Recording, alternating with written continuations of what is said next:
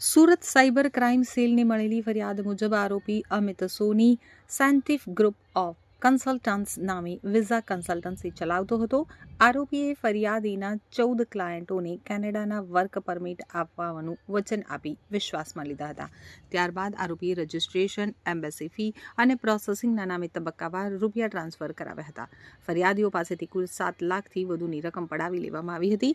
આરોપીએ wind park, Turner અને હેમ્પટોન by Hilton જેવી કંપનીઓના બનાવટી અપોઇન્ટમેન્ટ લેટર મોકલી લોકોને વિશ્વાસમાં લઈ છેતરપિંડી આચરી હતી. સાયબર ક્રાઇમ હેલ્પલાઇન 1930 ઉપર ફરિયાદ મળ્યા બાદ સુરત સાયબર ક્રાઇમ સેલે ટેકનિકલ તપાસ હાથ ધરી હતી. તો તપાસના આધારે પંજાબના મોહાલીથી મુખ્ય આરોપી અમિત સોનીની ધરપકડ કરી લેવામાં આવી છે. તપાસ દરમિયાન સામે આવ્યું કે આરોપીના બેંક એકાઉન્ટ સામે રાજકોટ અને ગાંધીનગરમાં પણ કુલ 3 ફરિયાદો નોંધાઈ છે, જેમાં અંદાજે 3 લાખથી વધુની છેતરપિંડી થયાનું બહાર આવ્યું છે. તો સાયબર ક્રાઇમ પોલીસે લોકોને અપીલ કરી છે કે સોશિયલ મીડિયા ઉપર વર્ક પરમિટ વિઝાની લલચાવતી જાહેરાતોથી સાવચેત રહો.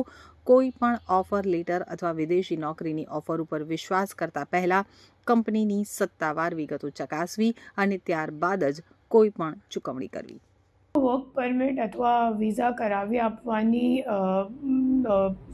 વિશ્વાસ આપી અને ઓનલાઈન જે ફરિયાદી છે એમની સાથે સંપર્ક કરી એમની પાસેથી 7 લાખ રૂપિયા પડાવીને છેતરપિંડી કરનાર જે મુખ્ય આરોપી અમિત સોની છે એમને સાયબર ક્રાઇમ સુરત શહેર પોલીસે મોહાલી પંજાબ ખાતેથી ઝડપી પાડ્યું છે.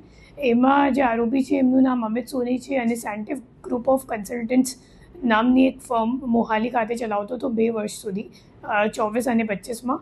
અને મોટે ભાગે લોકોને ઓનલાઈન મતલબ ફેસબુક અથવા તો ઇન્સ્ટાગ્રામથી કોન્ટેક્ટ કરતો હતો અને પછી એમને કહેતો હતો કે તમારે અગર વર્ક પરમિટ જોઈએ છે અથવા તો કેનેડાનું વિઝા જોઈએ છે તો હું કરાવી આપીશ, અને આ કહીને પછી ફોર્જ્ડ વર્ક પરમિટો મોકલતો હતો અને વિઝા ક્યારેક આપ્યું નથી.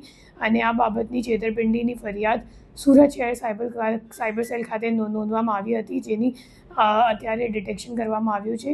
અને આ સિવાય જે આરોપી છે એમની સામે ગાંધીનગર અને રાજકોટમાં પણ ફરિયાદ મળી આવેલ છે, જેમાં NCCRP કમ્પ્લેન્ટ્સ છે એમના અકાઉન્ટ પર, અને ટોટલ આપણું જે કેસ છે એમાં 7 લાખનું એમને છેતરપિંડી કરી છે.